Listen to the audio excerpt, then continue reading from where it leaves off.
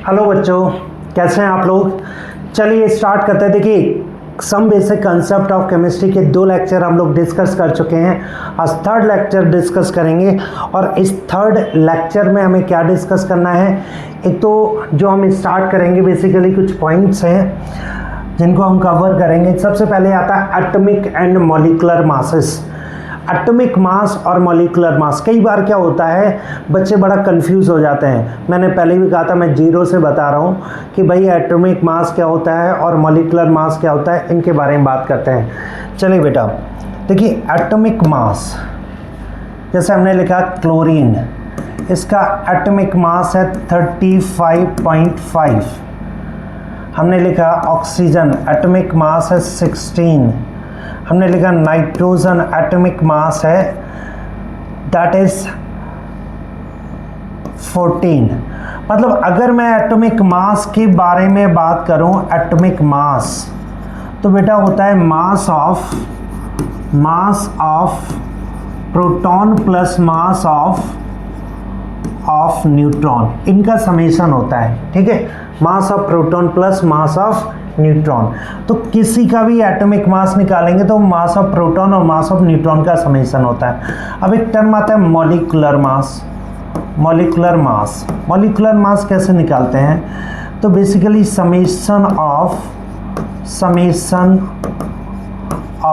Atomic masses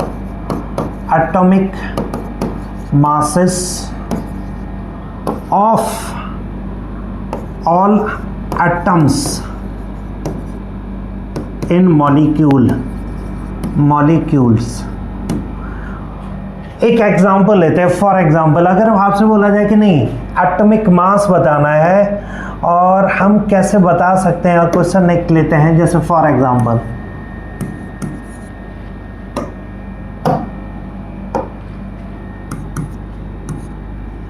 find out atomic molecular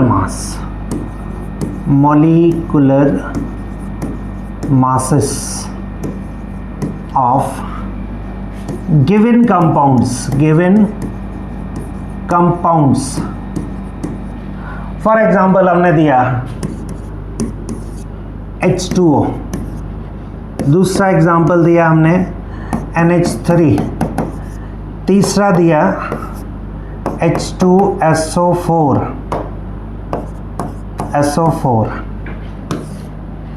चौथा लिया हमने एसिटिक एसिड,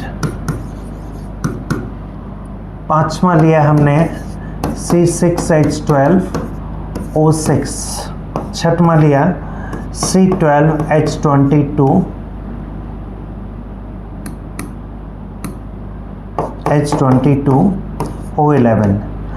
बच्चे देखो, मैंने पहले ही कहा था कि आपको ना बिल्कुल बेसिक से बताएंगे। मुझे नहीं पता किसको कितना आता है, लेकिन मैं ये जानता हूँ कि मैं सारा बता दूंगा तो सभी को सब कुछ आ जाएगा अगर आप रेगुलर पढ़ते हैं। देखो H2O, देखो इन सब के हम क्या कर रहे हैं, एटॉमिक मासेस दे रहे हैं। क्या क्या एटम यूज हो रहे हैं, हाइड्रोजन का एटॉमिक मास 1, ऑक्सीजन का 16, कार्बन का 12, नाइट्रोजन का 14, सल्फर 32 और कुछ बचा है, कार्बन, हाइड्रोजन, ऑक्सीजन, सल्फर, सारे कुछ कवर हो गए। ठीक है, 1 by 1 मॉलिक्यूलर मास कैलकुलेट करना है। ठीक है, तो चलिए भाई मॉलिक्यूलर मास पे कैलकुलेट कर लेते हैं। यहां से H2O, कितने हाइड्रोजन एटम है, मॉलिक्यूलर मास इक्वल्स टू कितने हाइड्रोजन है, 2, एक का मास क्या होता है 1, एक ऑक्सीजन 1, 16 और इसे चेक करेंगे आंसर आ जाएगा 18। Ammonia, molecular mass equals to nitrogen, एक नाइट्रोजन एटम और एक का मास है 14 और 3 हाइड्रोजन एटम, 3 का मास है 1, ये आ जाएगा 17। ऐसे ही H2SO4 मॉलिक्यूलर मास चेक करते हैं। मॉलिक्यूलर मास बेटा 2 हाइड्रोजन एटम 2 into 1, एक सल्फर एटम 1 into 32 और प्लस 4 ऑक्सीजन एटम 4 into 16 और इसको चेक करेंगे ये 98 आएगा। बच्चे अगर एसिटिक एसिड के लिए molecular mass that is equals to क्या हो जाएगा, कितने carbon atom, 2 into 12 plus 4 into hydrogen कितना है 1, ऑक्सीजन कितना है 2 इंटू 16, तो ये आपका 60 आ जाएगा। मॉलिक्यूलर मास चेक करते हैं, मॉलिक्यूलर मास फॉर, ये फॉर्मूला दिया गया किसका, ग्लूकोज का दिया गया बच्चे, glucose C6 into 12 plus 12 into 1 और प्लस 6 इंटू 16, ऑक्सीजन, कार्बन, ये हाइड्रोजन और ये कार्बन, इसको चेक करेंगे 180 आएगा। फिर से चेक करिएगा बच्चे, that is molecular mass it is equals to 12 into carbon होता है 12 प्लस 22 हाइड्रोजन 1 प्लस 11 और 16, तो इसको चेक करेंगे 342 आ जाएगा। तो ये मॉलिक्यूलर मास कैसे निकालते हैं, यहाँ से हमने बता दिया कि भाई मॉलिक्यूलर मास क्या होता है, कैसे निकाल सकते हैं। ओके, पहले भी कहा था बेसिक से चल रहा है, बिल्कुल बेसिक है बेटा, इससे ज़्यादा बेसिक हो नहीं सकता है, ठीक है, ड्रॉपर बैच के लिए। ओके, अब आता है एक term atomic mass unit. Atomic mass unit देखो बच्चे क्या होता है, 1 AMU defined as 1/12 mass of 1 carbon 12 एटम, मास ऑफ 1 कार्बन 12 एटम, तो दैट इज 1/12। अच्छा, मास ऑफ 1 कार्बन 12 एटम, बच्चे कार्बन के एग्जैक्टली 12 ग्राम में Na बराबर एटम होते हैं, यानी कि 12 डिवाइडेड बाई एक का मास हो जाएगा 6.022 इंटू 10 टू द पावर 23, और ये आपका ग्राम में यूज करेंगे तो आप यूज करेंगे 1/12, देखो ये कैंसिल हो गया, तो ये बनेगा 1.67 इंटू 10 टू द पावर -24 ग्राम। तो ये जो वैल्यू है बेटा 1 AMU को ग्राम में बता सकते हैं, that is 1.67 into 10 to the power -24 gram. इसी को केजी में लिखना चाहो तो 1.67 into 10 to the power -27 KG भी कर सकते हो। 1 AMU means atomic mass unit. Now actually AMU को बोला जाता है, now AMU is replaced by U, that means unified mass,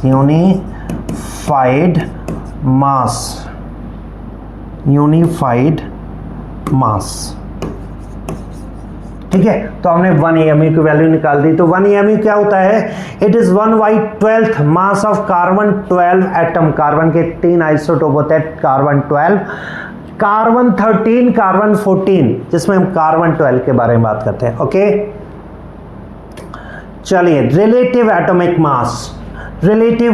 मास जिसे हम बोलते हैं RAM, क्या बोलते हैं बच्चे, RAM क्या होता है, रिलेटिव एटॉमिक मास। बेसिकली रिलेटिव एटॉमिक मास होता है, it is mass of 1 atom of an element divided by 1/12 into mass of 1 carbon 12 atom. एक कार्बन 12 का 1/12 पार्ट करते हैं। तो अब आप ये बताओ, अगर ये भी ग्राम में है, ये भी ग्राम में है, तो ग्राम कटेगा, तो ये कैसा हो जाएगा, रिलेटिव एटॉमिक मास हो जाएगा यूनिटलेस। क्या बनेगा बच्चे, यूनिटलेस। क्लियर। तो RM, अच्छा mass of 1 atom of an element क्या बन जाएगा बेटा, ये बन जाएगा RAM इंटू 1/12 क्रॉस मल्टीप्लाई करो, मास ऑफ 1 कार्बन 12 एटम। तो RM में इससे मल्टीप्लाई करना। अरे बच्चे ये तो 1 AMU है, तो क्यों ना RAM और इनटू क्या कर दें, AMU, 1 AMU मतलब AMU से मल्टीप्लाई कर दें। क्लियर है? तो RAM में AMU से मल्टीप्लाई कर देते हैं, ये बन जाता है मास ऑफ 1 एटम ऑफ एलिमेंट, इसी को बोलता है एटॉमिक मास। एटॉमिक मास, ये वैल्यू आ गई। और आपको पता है AMU को कन्वर्ट कर सकते हैं ग्राम में। फॉर एग्जाम्पल देखिएगा, हम कैसे एग्जाम्पल बता सकते हैं इसके बारे में।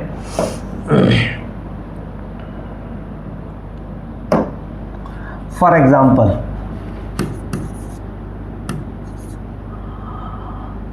RAM for oxygen is 16।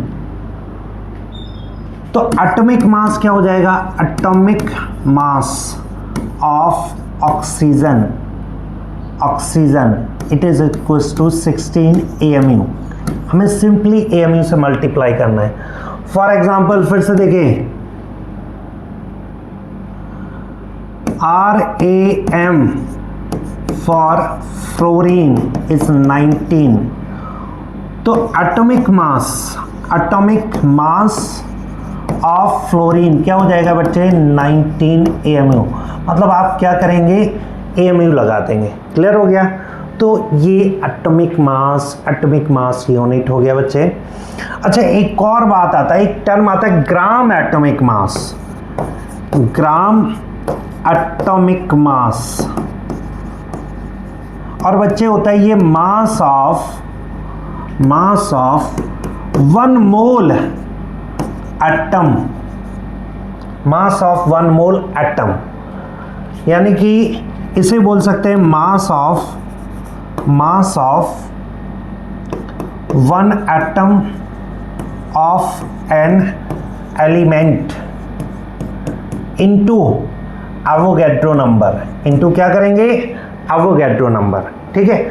और ये मास ऑफ हमने ले लिया ग्राम में। क्या ले लिया बच्चे, ग्राम में। इसी को एक और नाम देते हैं, it is also known as gram molar mass, also known as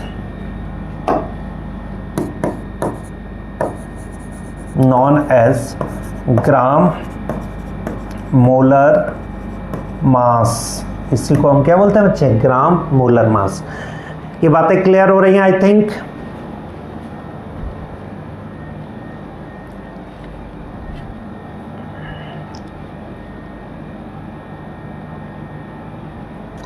फिर से देखिए, एक एग्जांपल लेते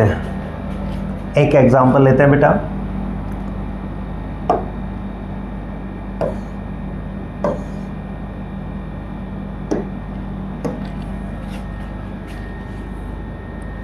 क्वेश्चन है, if atomic mass of oxygen is 16 AMU, find out gram atomic mass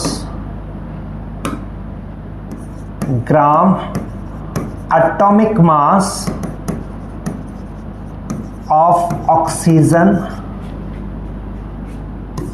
or gram molar mass of oxygen atom। Clear? तो सबसे पहले हम बात करते हैं, क्या इसका सॉल्यूशन करते हैं बच्चे। आपको देखो, मैंने पहले ही बताया था क्या करना है। आपसे बोला था ग्राम मोलर मास का मतलब है मास ऑफ 1 मोल एटम, और मास ऑफ 1 मोल एटम का मतलब हुआ कि एक एटम के मास में एवोगैड्रो नंबर से मल्टीप्लाई कर दो तो वो ग्राम मोलर मास बन जाएगा। तो क्यों ना हम करते हैं ग्राम मोलर मास। सॉल्यूशन लेते हैं,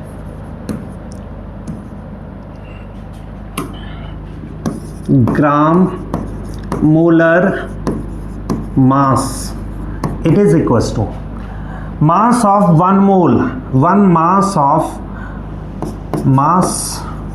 of 1 oxygen atom into Na।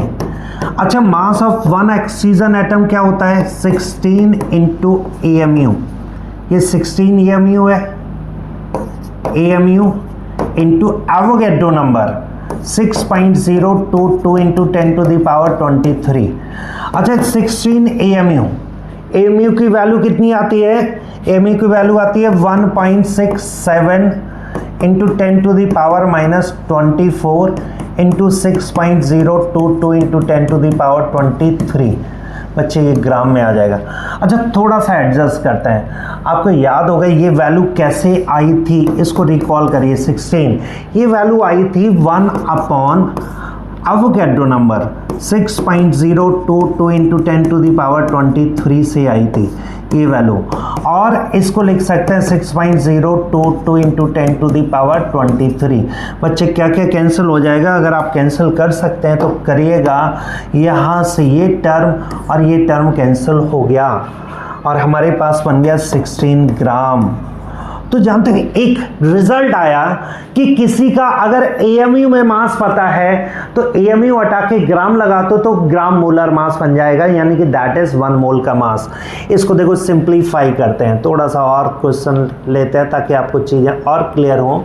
हमने लिखा कि for example atomic mass of nitrogen is 14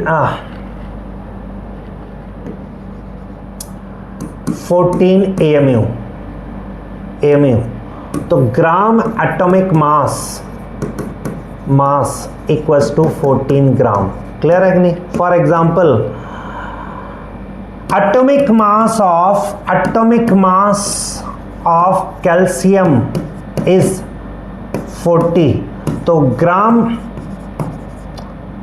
atomic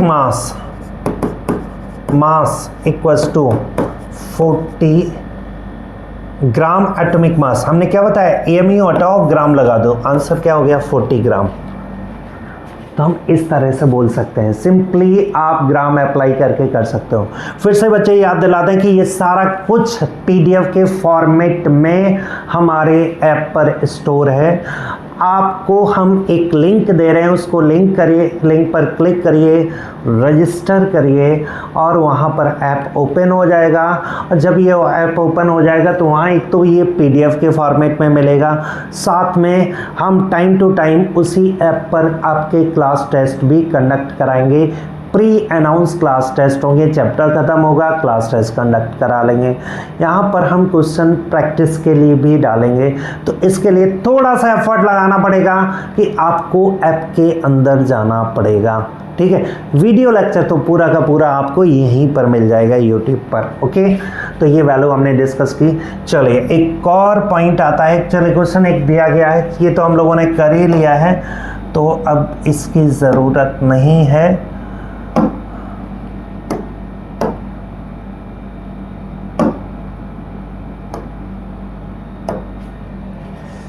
चले एक क्वेश्चन दिया है, क्वेश्चन देखिए। If we take 1/6 in place of 1/12, mass of carbon atom is taken to be the relative atomic mass unit. The mass of 1 mole of substance will be। अरे बच्चे एक atom का mass fix है, 1 मोल का मतलब that is 1 मोल का मतलब क्या हो जाएगा बच्चे? That is any atoms. तो बताइए एक एटम का मास फिक्स है, 1 मोल में नंबर ऑफ एटम फिक्स है, तो क्या चेंज होगा क्या नहीं होगा? बेटा यहाँ पर 1 मोल का मास कांस्टेंट रहेगा। हाँ RAM चेंज हो सकता है, तो आप बोलेंगे मास ऑफ 1 मोल सब्सटेंस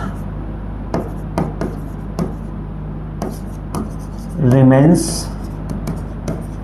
सेम, एक सेम रहेगा। क्या ये बात क्लियर हो रही बेटा? मास of 1 mole substance remains same.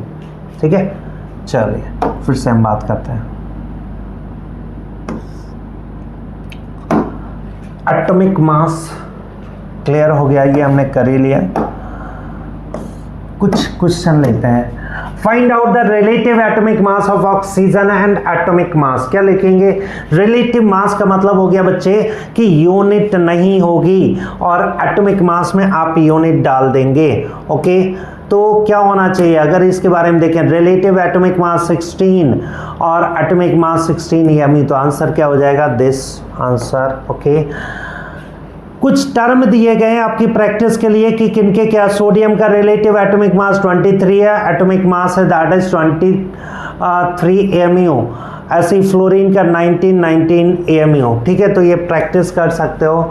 How many nucleons are present in 5 atoms of an element has atomic mass 14 MU. तो देखो बच्चे 14 का मतलब, अभी देखो इसका हम रिप्रेजेंटेशन भी करेंगे लेकिन अभी बता दे रहे हैं। Atomic mass equals to mass number equals to number of proton plus number of neutrons. इसी को बोलते हैं number of nucleons. Number of nucleons.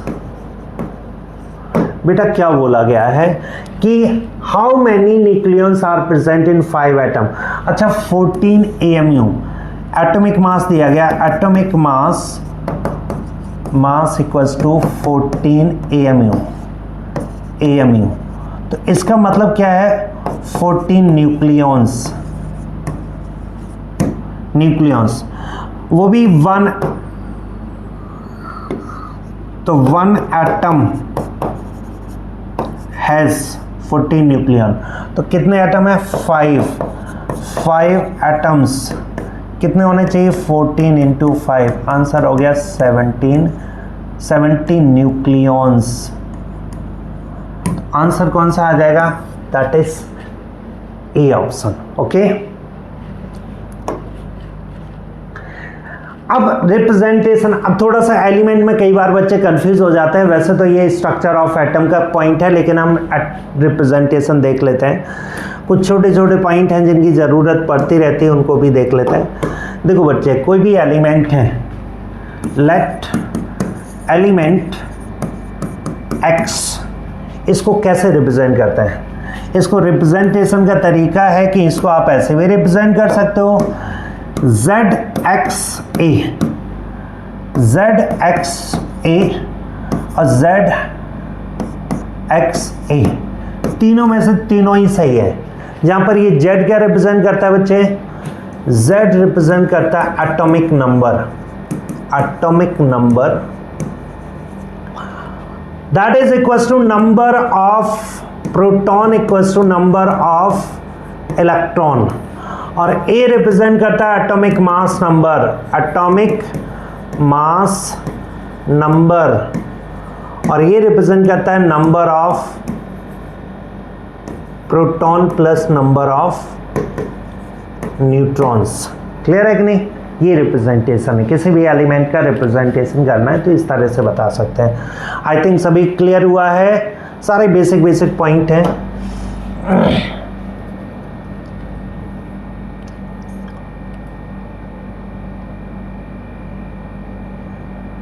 कुछ छोटे छोटे पॉइंट और बता दें। एक टर्म आता है आइसोटोप्स, जरूरत पड़ेगी, ज़्यादा नहीं, बाकी हम डिटेल बताएंगे। 2 ही चीज़ें पढ़ेंगे, आइसोटोप्स और आइसोबार्स। आइसोटोप्स का मतलब होता है that is same atomic number different atomic mass number. Same atomic number और different atomic mass number. For example carbon के 3 आइसोटोप पढ़ते हैं हम, 6C12, 6C13 और 6C14।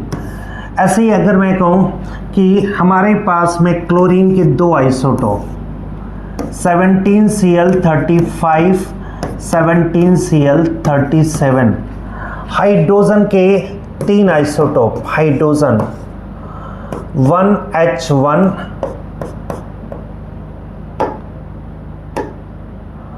1H2, इसका सिंबल भी अलग कर देते हैं कभी, 1D2 और 1H3 और 1T3। डी को बोलते हैं ड्यूटेरियम और टी को बोलते हैं ट्राइटियम, और ट्राइटियम एक रेडियो एक्टिव एलिमेंट है। इन्हें हम क्या बोलते हैं बच्चे? आइसोटोप। ठीक है, एक और पढ़िए, आइसोबार्स।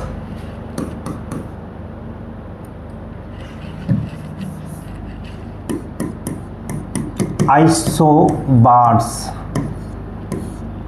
आइसोबार्स क्या होते हैं बेटा? Same atomic mass number, atomic mass number but different atomic numbers. For example 18Ar40, 19K40 और 20Ca40 क्या बोलेंगे? Isotopes, isobars. फिर से देखें, आइसोटोन्स, आइसोटोन्स क्या बोलेंगे बच्चे? आइसोटोन्स में दीज आर सेम नंबर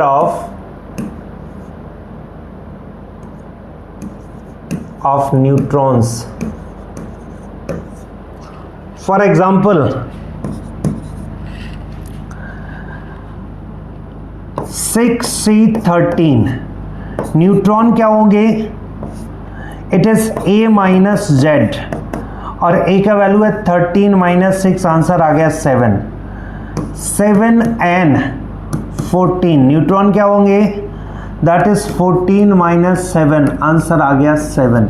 तो दीज आर आइसोटोन्स, क्या होंगे? Same number of neutrons. Clear हो गया कि नहीं?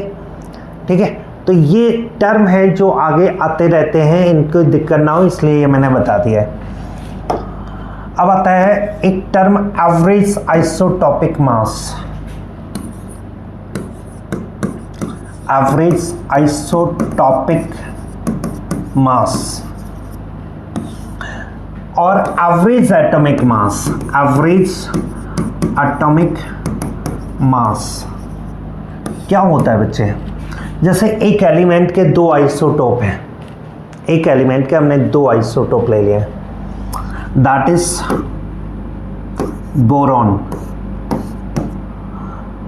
5B10 और 5B11 और इनके मोल परसेंट दिए जाते हैं, मोल परसेंट, दैट इज ये 20% है और ये 80% है। ठीक है, तो जानते हो एवरेज आइसोटॉपिक मास होता है एवरेज, या मोल रेशियो भी लिख दे दिया है, मोल रेशियो 1:4। तो average isotopic mass equals to बेटा होता है परसेंटेज। लिखिए, सपोज हमने लिखा एक एलिमेंट है, परसेंटेज x है, एटॉमिक मास है A1, परसेंटेज y है, एटॉमिक मास है A2 divided by total x plus y 100। तो बेटा इसी को सॉल्व करो, इसको क्या हो जाएगा? परसेंटेज, ये x percentage, percentage x percentage y। ठीक है, परसेंटेज कितना? 20×10 प्लस 80×11 डिवाइडेड बाई 100। ठीक है, और इसको सॉल्व करेंगे बेटा तो क्या आएगा? 200 प्लस 880, तो लिखोगे 200 प्लस 880 डिवाइडेड बाई 100, तो आ जाएगा 10.8 वैल्यू एवरेज आइसोटॉपिक मास। तो ये बच्चे तब है जब क्या दिया जाए? हमारे पास में परसेंटेज दिया जाए। अगर इसी में हम परसेंटेज ना देकर मोल रेशियो दिया जाए, if mole ratio is m/n, तो average atomic mass mass equals to m into A1 plus n into A2 divided by m plus n। ठीक है, एवरेज एटॉमिक मास जैसे इसी क्वेश्चन में दिया गया है, m कितना है, it is 1 into 20 plus 4 into ये 10 दिया गया, 10 4 इंटू 11 डिवाइडेड बाई 1 प्लस 4, तो आंसर हो गया 10 और 44 कितना 54 डिवाइडेड बाई 5, और इसको सॉल्व करेंगे तो 10.8 आंसर आ रहा है average atomic mass. I think clear हो गया सभी को, एवरेज एटॉमिक मास क्या होता है, इस तरह से सॉल्व करेंगे। ठीक है, ग्राम एटॉमिक मास हम लोग कर चुके हैं तो हमें नहीं करना है। ओके, अब मॉलिक्यूलर मास और फार्मूला मास क्या होता है ये वही समझ लीजिएगा। देखो किसी भी, जैसे अभी हमने मॉलिक्यूलर मास निकाला, मॉलिक्यूलर मास अभी हमने सॉल्व किया, मॉलिक्यूलर मास अभी हम सॉल्व कर चुके हैं। For example acetic acid CH3COH क्या हो गया, कितने कार्बन एटम है, 2, 12 कार्बन का atomic mass, 4 hydrogen atom, atomic mass 4 into 1 plus oxygen 2 into 16, और इसे सॉल्व करेंगे 60 आ गया, ये मॉलिक्यूलर मास है। फार्मूला मास क्या है कि जिनके बीच में कोई बॉन्ड प्रेजेंट ना हो, फिजिकल बॉन्ड ना प्रेजेंट हो, तो उसके लिए फार्मूला मास यूज करते हैं generally for ionic compounds, ionic compounds. तो बच्चे फार्मूला मास ऑफ NaCl क्या हो जाएगा बेटा, Na 23 प्लस 35.5, तो ये आ जाएगा 58.5 आंसर। किसका आ गया बेटा, that is molecular mass of and formula mass of NaCl। तो आपसे पूछा जाए फार्मूला, देखो वैसे तो काम सारा चला लेता है मॉलिक्यूलर मास, लेकिन जब स्पेशली डिमांड पे आए तो याद रखेगा आयनिक कंपाउंड के लिए फार्मूला मास निकालते हैं। ओके, अच्छा एटॉमिसिटी क्या होता है, एटॉमिसिटी बच्चे, एटॉमिसिटी का मतलब होता है, atomicity means number of atoms in a molecule. For example atomicity of O2 that is 2, N2 2, O3 3, helium 1, C2H6 that is 8। ये एटॉमिसिटी होता है कि एक मॉलिक्यूल में कितने एटम्स प्रेजेंट हैं, वही एटॉमिसिटी को रिप्रेजेंट करता है। आई थिंक क्लियर हो गया ना सभी का, एक मॉलिक्यूल में जितने एटम होते हैं वो उसकी एटॉमिसिटी है। जैसे हमने लिखा CO2, तो एटॉमिसिटी क्या हो जाएगा, CO2 atomicity that is for कितना हो जाएगा 3।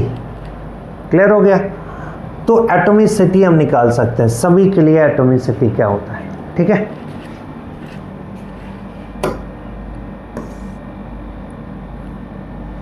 ग्राम molecular mass, gram molecular mass it is equals to mass of 1 mole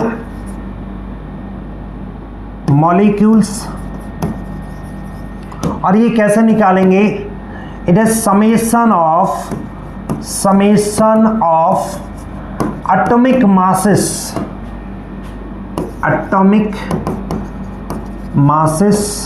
of all elements, gram atomic masses of all elements in molecule।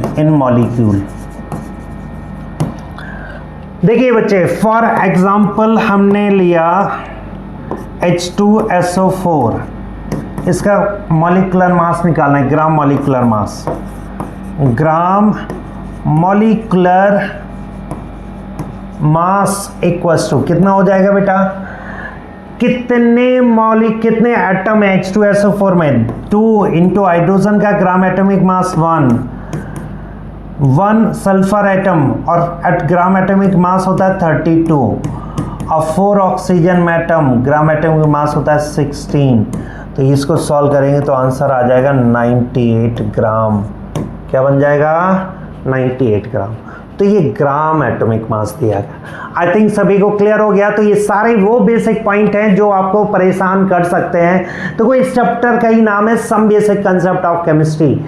बच्चे इसीलिए एक एक छोटे छोटे पॉइंट को हम पकड़ के इसमें बता रहे हैं, ठीक है। तो ये पॉइंट दिया गया। चलिए कुछ क्वेश्चन प्रैक्टिस करते हैं हम लोग।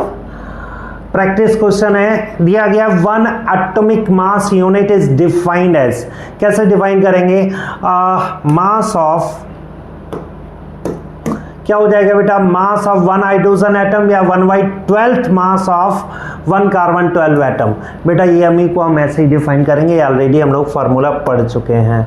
फिर बोला गया relative atomic mass of an element क्या होना चाहिए।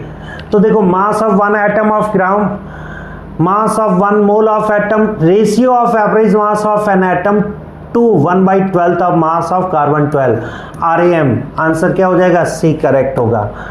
फिर से बात करते हैं क्लोरीन 30 75 35 दिया गया, 25 37 दिया गया। हमें फाइंड करना है एवरेज एटॉमिक मास। तो बच्चे देखो average atomic mass equals to बन जाएगा वही formula, percentage 75 into atomic mass 35 plus percentage 25 into atomic mass 37 और डिवाइडेड बाई 100 करेंगे तो ये आंसर आने वाला है 35.5। क्या ये बात क्लियर हो रही है? तो आंसर आप चेक करेंगे, ये बी ऑप्शन करेक्ट। ओके, फिर से क्वेश्चन दिया गया, N element has 2 isotope 10U और 11U in the ratio of 1:3, average atomic mass क्या होना चाहिए। तो बेटा देखो रेशियो दिया था तो आप लिखेंगे average atomic mass equals to ratio 1 into कितना मास है 10 प्लस 3 इंटू मास कितना है 11 और डिवाइडेड बाई टोटल 1 प्लस 3 मतलब 4 हो गया। तो बेटा क्या हो जाएगा 10 प्लस 33 डिवाइडेड बाई 4 यानी कि कितना हो जाएगा 43/4। तो बताओ 43/4 अगर करोगे तो ये वैल्यू आएगी 10.75। आंसर क्या आ जाएगा 10.75। Answer is this.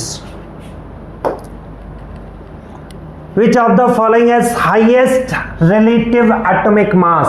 अरे भाई जिसका relative molecular mass, relative molecular mass भी समझ लीजिए, RMM, it is mass of one molecule divided by 1/12 into mass of 1 carbon 12 atom. Clear? तो ये क्या हो जाएगा रिलेटिव मॉलिक्यूलर मास। अब बच्चे हाईएस्ट किसका होगा? तो बेटा जो जिसका मॉलिक्यूलर मास ज़्यादा होगा उसी का वैल्यू हाई होगा। ये CO2 आपका मॉलिक्यूलर मास लिखा है 44 और ये हो जाएगा 32 प्लस 32 64 NO2, ये 14 प्लस 32 36 46 और ये 16। तो आंसर हो जाएगा SO2 का रिलेटिव एटॉमिक मॉलिक्यूलर मास सबसे ज्यादा होगा। Which statement is correct? Statement कौन सा करेक्ट है? पहला है relative molecular mass has unit, you relative atomic mass is express relative atomic मास है यूनिट यू। अरे भाई रिलेटिव एटॉमिक मास तो यूनिट लेस होता है, relative atomic mass is express in gram, ये भी गलत है। Relative atomic molecular mass is sum of relative atomic mass of all element present in the molecule, ये परफेक्ट है। सारे एटम का, मॉलिक्यूल के अंदर जितने भी एटम हैं उनका रिलेटिव एटॉमिक मास का समेशन कर दो, वही रिलेटिव मॉलिक्यूलर मास बन जाएगा। क्लियर, ये पॉइंट हो गया। चलिए नेक्स्ट क्वेश्चन, थोड़ा नंबरिंग यहाँ डिस्टर्ब लिखा हुआ है। Average atomic mass differ from the mass number, it considered electron, it considered isotopic abundance, ignores neutron and depends on the proton. बच्चे आइसोटॉपिक अबंडेंस मतलब किसमें परसेंटेज, जैसे हमने लिखा कार्बन 12 का परसेंटेज, कार्बन 13 का परसेंटेज, कार्बन 14 का परसेंटेज। जब परसेंटेज अबंडेंस अलग अलग है तभी हम एवरेज आइसोटॉपिक मास निकालते हैं। एटॉमिक मास ऑफ आइसोटोप, ये x20 x22 दिया गया, इक्वल मतलब 50-50%, तो एवरेज आइसोटॉपिक मास क्या हो जाएगा, इक्वल परसेंटेज मतलब 50 × 20 और 50 × 22 डिवाइडेड बाई टोटल कितना हो गया 100, तो ये कॉमन कर दो और ये 2 टाइम्स चला जाएगा, तो ये आंसर आ जाएगा that is equals to 20 + 22/2, answer आ जाएगा that is 21 U। This is the final answer. Okay, the average atomic mass of an element, element का क्या होना चाहिए, फिर वही फॉर्मूला, एवरेज आइसोटॉपिक मास या average atomic mass, atomic mass that is equals to, बच्चे क्या करोगे 80 × 24 + 26 × 20 डिवाइडेड बाई 100,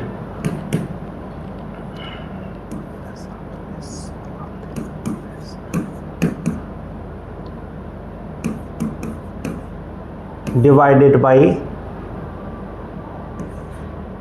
100, तो बेटा ये वैल्यू बनेगी, इट इज 2440 डिवाइडेड बाई 100, तो आंसर आ जाएगा 24.4। क्लियर हो गया कि नहीं। रिलेटिव, ये एवरेज, सॉरी क्या है, average atomic mass. Which of the following statement is incorrect, इनमें से ये कौन सा इनकरेक्ट हमें ये चेक करना है बेटा, ठीक है। चलिए आज का ये लास्ट क्वेश्चन, पहला relative molecular mass is a dimensionless quantity, perfect atomic mass unit is represented by U, ये भी सही है। Relative atomic mass can be decimal value, और फिर बोला गया relative molecular mass is always equals to molar mass in gram, in gram. तो बताइए कौन सा होना चाहिए, relative atomic mass can be decimal value हो सकती है, बिल्कुल हो सकती, तो आंसर क्या होना चाहिए डी। क्लियर हो गया। चलिए आज की क्लास यहीं वाइंड करते हैं बच्चे। पहले भी हमने कहा कि भाई आप लोगों के लिए हम ये बैच लेकर आए हैं और इसमें सब कुछ फ्री ऑफ कॉस्ट है, बस ज्वाइन करना है, पढ़ना है, स्टार्ट करना है और अपने फ्रेंड्स को रेफ़र करना है। क्लियर। चलिए आज की क्लास यहीं वाइंड करते हैं। फिर से वही बात कि आपने क्लास ज्वाइन किया है तो उसके लिए एक बड़ा सा थैंक यू तो बनता है। चलिए थैंक यू, दैट इज़